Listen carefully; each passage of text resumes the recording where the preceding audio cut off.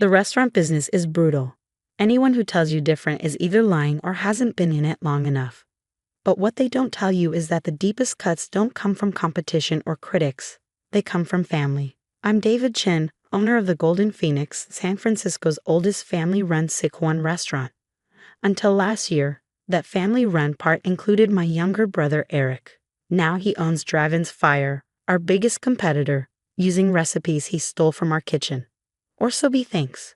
Our story starts 3 generations ago, when our grandfather arrived in America with nothing but a small notebook of family recipes and a dream.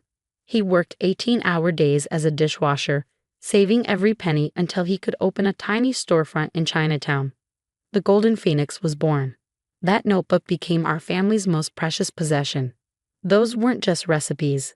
They were stories, techniques passed down through generations, secrets that made our food unique. Especially our Phoenix sauce, a complex blend of 38 ingredients that took 3 days to prepare properly. Remember, Grandpa would say, showing me how to toast the spices just right. Anyone can follow a recipe. But understanding why each step matters, that's what makes it special. I soaked up every lesson, spending hours in the kitchen after school while Eric played video games. When Grandpa passed away, he left the restaurant to both of us. But everyone knew I'd be the one running it. Eric had never shown any interest in cooking. At least that's what I thought. Things changed after I took over as head chef. The Golden Phoenix thrived under my leadership. We earned write-ups in food magazines, got featured on cooking shows. Our Phoenix sauce became so popular we had to start bottling it for retail sale. Eric handled the business side, accounts, marketing, supplier contracts. It seemed perfect. He had an MBA and a head for numbers while I had the culinary skills. Together, we were bringing the restaurant into a new era. We should franchise, Eric suggested one day, watching me prepare a batch of Phoenix sauce. This sauce alone could make us millions. I shook my head. Grandpa never wanted that. He believed in quality over quantity. One restaurant, done perfectly. Grandpa's dead, Eric snapped. And his old-fashioned ideas are holding us back. That should have been my first warning sign. But he was my brother, and I trusted him. Then came the busy season leading up to Lunar New Year. We were swamped with orders, working double shifts. Eric offered to help with the sauce preparation. "You've got enough on your plate," he said. "I remember watching you and Grandpa make it. Let me handle this batch." I agreed, grateful for the help.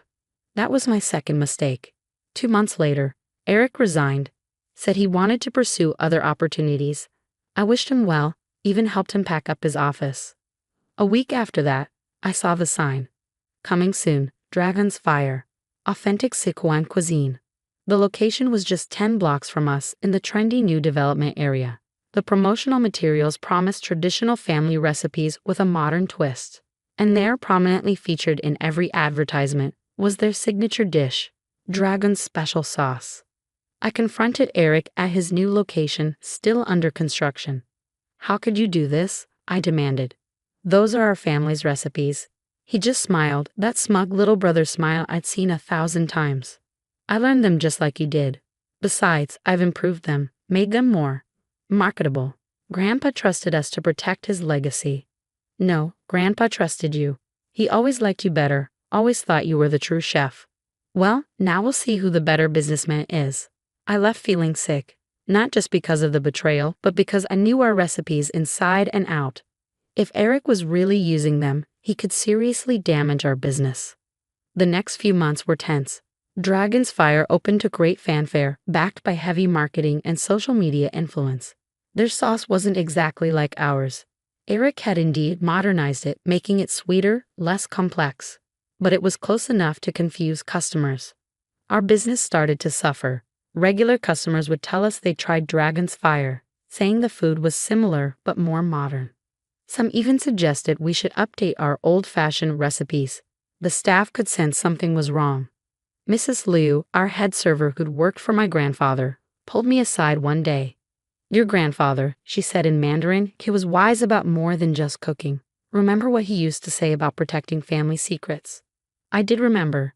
Grandpa had been almost paranoid about his recipe book, keeping it locked away except when teaching me. He'd also insisted I learn the recipes by heart, not just by reading. "A recipe written down can be stolen," he'd say. But the one in your heart, that's yours forever. That's when I remembered something else. Something about the day Eric had offered to make the sauce. I went to the safe where we kept Grandpa's original recipe book. Next to it was the working cookbook we used in the kitchen, the one with our daily recipes, including the sauce. But they weren't the same recipe. Years ago, when I first took over the kitchen, I created a slightly modified version of the Phoenix sauce recipe for daily use. It was good, but not quite the same as Grandpa's original. The true recipe, with all its subtle details and secret steps, existed only in the original book and in my memory. Eric had stolen the working recipe, not the real one. I checked our security cameras, found footage of him photographing pages from the kitchen cookbook late at night. He thought he had our family's greatest secret, but he only had a copy of a copy. I was still processing this revelation when the announcement came. The city's biggest food festival was happening in 2 months. Both the Golden Phoenix and Dragon's Fire had been invited to participate. Eric's message was immediate. Hope you're ready for some real competition, big brother. After people taste my version of our sauce, the Golden Phoenix will be history. I looked at Grandpa's real recipe book, then at the festival invitation. Maybe it was time to show everyone the difference between a stolen recipe and a true family legacy. But I had no idea then just how far Eric would go to win, or what it would cost both of us to learn the true meaning of family loyalty. The morning of the food festival dawned clear and cool, perfect weather for serving spicy food. I arrived early with my team to set up our booth, watching as Eric's crew assembled an elaborate display across the festival ground. His setup was exactly what I'd expect, sleek, modern, with digital menu boards and trendy lighting. The Dragon's Fire logo glowed in neon red, while uniformed staff handed out promotional materials. Our booth was simpler. The Golden Phoenix, a traditional signage, the same one Grandpa had hand-painted decades ago. Mrs. Liu arranged our tables with the quiet efficiency of someone who'd done this 1,000 times. "Look at this," my sous chef Michael whispered, handing me one of Dragon's Fire's flyers. "They're calling it the original dragon sauce, a family recipe reimagined." I studied the glossy paper. Eric's marketing team had done their job well, creating a story about modernizing traditional recipes for contemporary tastes. There was even a photo of our grandfather's old restaurant, though Eric had carefully cropped out the Golden Phoenix sign. "Chef," Michael interrupted my thoughts, "we've got a problem." I followed his gaze to our prep area, the containers of pre-made Phoenix sauce, 3 days' worth that we carefully prepared, had been tampered with. The seals were broken, the contents obviously diluted. Security cameras would later show 2 of Eric's employees sneaking in during the early morning setup. But right then, all I knew was that we had 2 hours until the festival opened and no sauce. "What do we do?" Mrs. Liu asked, her face tight with worry. I looked at Grandpa's original recipe book, which I'd brought for inspiration rather than use. "We make it fresh, the real version. But it takes 3 days. Not if we do it Grandpa's original way." I opened the book to a page I'd memorized years ago. This was his competition recipe, meant to be made fresh when needed. It's harder, requires more skill, but it can be done in 2 hours. The next 120 minutes were a blur of precise chaos. Every burner going, spices being toasted in careful sequence, sauces reduced at exact temperatures. My team worked with the focused intensity of a surgical unit. The festival opened just as we finished the last batch. Already, I could see the difference. This sauce had a vibrancy and aromatic complexity that even our regular version lacked. This was Grandpa's true recipe, the one he used to win the regional cooking championship in 1975. Eric sauntered over just before the judging began. "Cutting it a bit close, aren't you?" His smile didn't reach his eyes. "Hope nothing happened to your prep work." "Nothing I couldn't fix," I replied calmly. "How's your sauce doing?" "Must be hard getting it right when you're working from an incomplete recipe." His smile faltered slightly. "What are you talking about? I have the exact recipe you use in the restaurant." "Do you?" "Look closely at your sauce, Eric. Notice how it separates slightly? How the oil doesn't quite emulsify? That's because you're missing 3 key steps and 5 ingredients that aren't in the kitchen copy." Before he could respond, the judges arrived at his booth. I watched as they sampled his food, nodding appreciatively. Dragon's Fire's sauce was good, I had to admit that. Eric might be working from an incomplete recipe, but he refined it well. Then they came to our booth. The head judge, a renowned chef who'd known our grandfather, took one taste and closed his eyes. When he opened them, they were shining.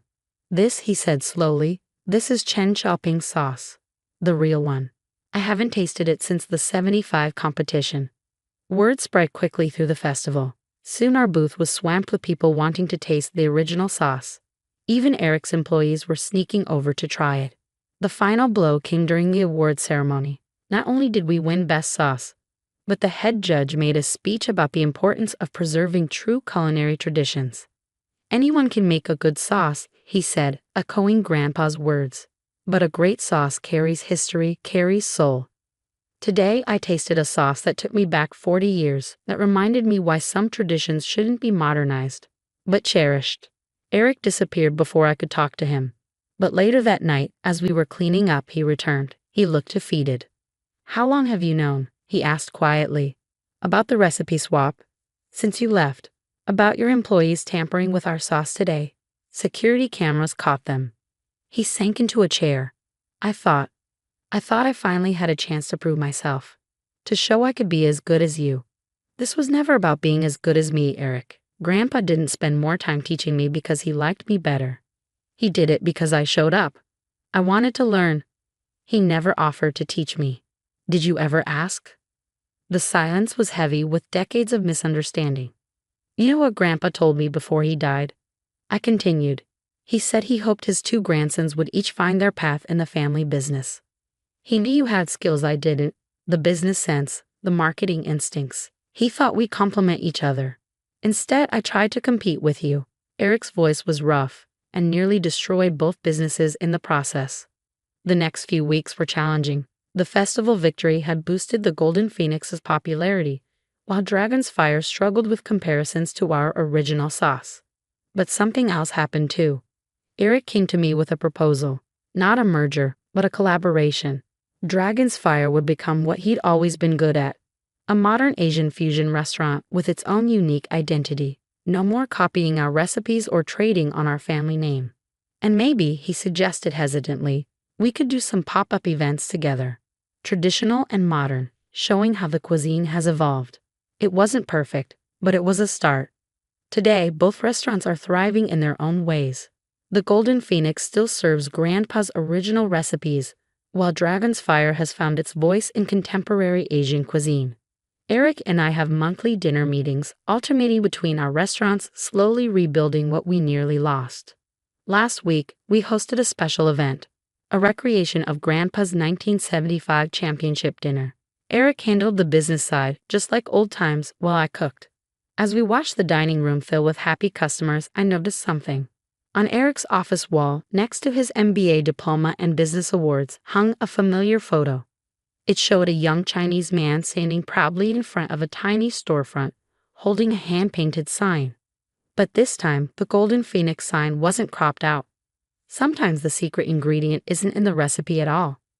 Sometimes it's in knowing that family legacy isn't about who makes the better sauce, but about honoring the dreams of those who came before us, each in our own way.